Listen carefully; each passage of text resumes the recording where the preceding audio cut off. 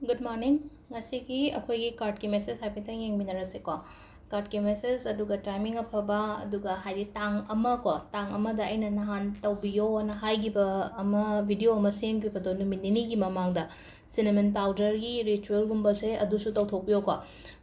Yum da oiro natraga dukan da oiro ko haidi yum da su tawbiyo haidi dukan gumba phamba leiragadi ko aigi dukan gi manung rom da onjalaga hai tare ko nahan gi do kamai tawno gyan ta den harakpa yaw ko aigi thongjin du da lepaga hai tare ko aigi yum du gi manung da changhan bawani da powder do hapaga powder do ikhuta hapaga pulong kam jalaga hari mung sida changan chaishanan bane wasida haragadi ko same adu maina hai tare ko dukan gumba phambi ba gumba leragadi dukan da to biyo ba dukan gi main door da lepaga dukan gi thong da lepaga aigi dukan lom da hai ko achina cinnamon do blow tokshan ba hai tare sije to bi be adai khut ham dok bi ba khut dok bi da masu dia lena ko duga amana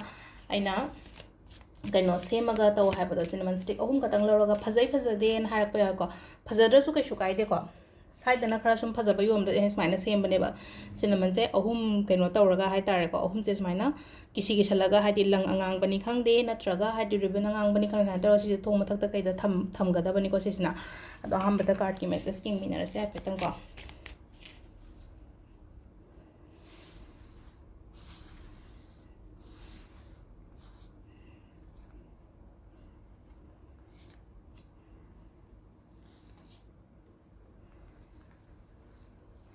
select ko card number 1 2 3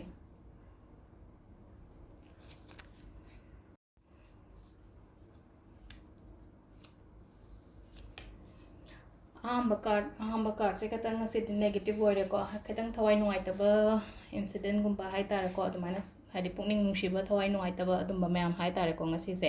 kemta khanbi gano hai tar ko hadi daily gi message na season adum lai gada banate mai chacha gi ni ko hadi duga hadi ngasai gi nungai triba aina keno tawriba khole mayam do khanjan bi gano release to hon bio hai tar ko hadi khanjalaga lai taba hai tar ko sida aina mina ingon da nungai taba ko taba tawre haraga so ko adu do ungjalaga lai bi gano ba ani shubo ko ani shubo se phai ko impress card se adum hadi keno lakpa hai tare ko hadi something good kumba lakpa ko ba hai tare paw nungai ba kumba su lai adagi amana kai hai akoi angang gumba keno torok khot pa adum ba su pi ko pi ba bude good news gumba kai gumba hai tare ko dumaina duda aduga aina na hangai khonar ko ko pa thaba inkhang leina ko ina khonar ga leiraga ngai raga leiba pot kumba leina ko hadi ngasi gumba sida ko hadi akoina kano expect to yai ko dugi poto aina mahi phangkadra haibagi ngasi gumba ngairaga leibo taragadi dumaina aduga ahum subai su judgment lai ko judgment card su phai sida ayada pan gumba lei gi bakot ki bagumba leiragadi hadi sida mai pak pa hai tar ko judgment je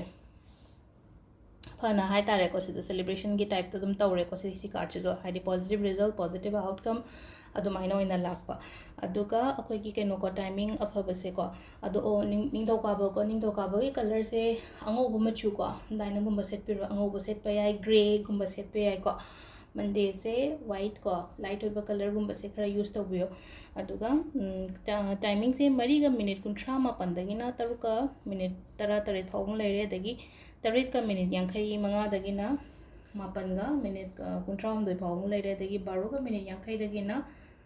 nungda oiromgi pung 8 ka minute 3 phawum leire ko aduga mapan ga minute 9 sina nungdang ni ko mapan ga minute 9 daina 13 ga minute 13 phawum leire duga aing yung nung yai gina 12 ga minute 13 dagina nungalam dagi mariga minute 18 phawasi sina akhoi gi afaba timing ko ado sida leire ko ingasi gi card ki message te mayam thank you